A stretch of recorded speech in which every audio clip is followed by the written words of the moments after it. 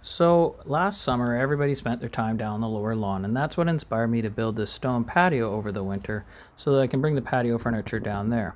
And of course, when I did that, it also inspired me to extend the upper deck to a 2 foot high lower deck or a floating deck. I wanted to put a hot tub in there, so I checked out ideas for pergolas and decks and trellises. And of course, I didn't know how to build a deck, so I studied how to do it off YouTube.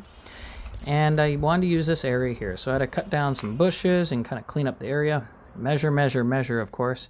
And I researched hot tubs. And Beachcomber is a local hot tub company that's been around for 30 years, and they're amazing. So went down to their facility with my kid, checked out hot tubs. He loved it, of course. Nope, bored as hell.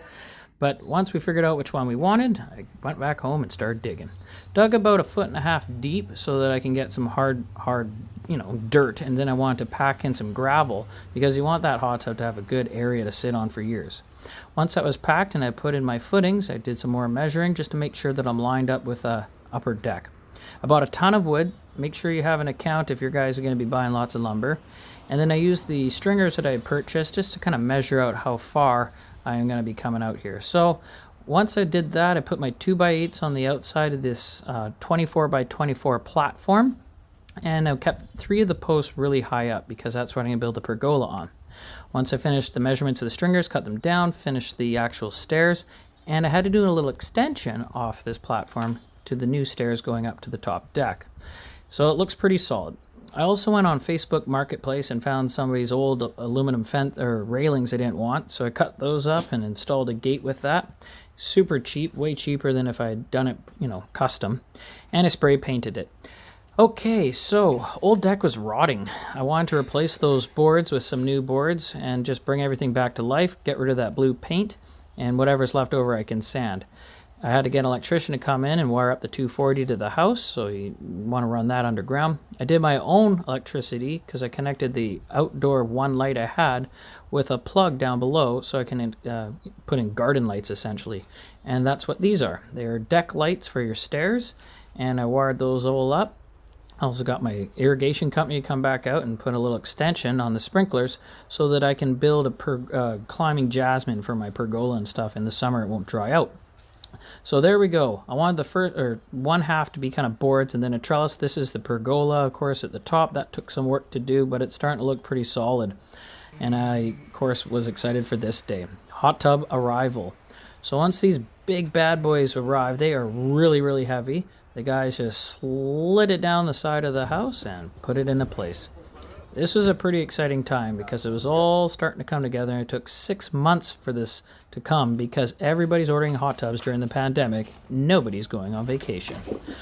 But once they unwrapped it and they took off, I went right to work. I wanted to finish off my beams, and then of course on top of the beams, my joists. Because there's going to potentially be a lot of people on this deck, and you want that weight to be definitely held. That little spot there, that's so that I can slip in the deck boards nicely and have a nice flush finish. So I also want to make sure there's an area here to access the control panel of the hot tub. So that's why I cut into this 2x6. My electrician came at the end of that day and he finished up the wiring because Lord knows I have no idea what the hell's going on here. He made sure it's got that 240 volts and we're good to go. The next day I finished the boards. The platform was looking pretty solid, and man, am I ever stoked.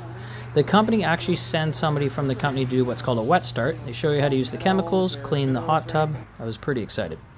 This is one of the more challenging parts. I wanted to make sure that I had a little bit of a riser that would be flush with the top of the hot tub. It's kind of a fancy little part to this thing, but I really thought it'd be nice to have, and that took a while to do. But once it was done, it looked solid, and it was solid, so I'm pretty excited about that. I also have my little lights in there too. On this side, I'm going to be putting a little bench so that people can cool down if they want, and I'm also going to be setting up those lights there as well. And then I'll finish the trellis and the pergola the next day. And look, a trapdoor that I got to build.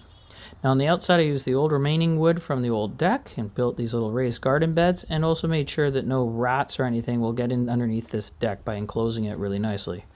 But now this yard is looking complete. I got a little cleanup to do, but this is it. I'm impressed the way the lights actually turned out. And also this bench that I built on the side's great. It's a great place to cool down or just chill out. And this trap door was a lot of fun to build too. Absolutely have to have access to the control panel to clean the hot tub, drain it, etc. And the pergola and this trellis is going to have lots of growth over the next couple of years. I love this hot tub, high quality, awesome beachcomber. The edges here look great. I just love the way this thing turned out, and I did it all myself. Thanks for watching, guys, and I'll be making more videos again soon.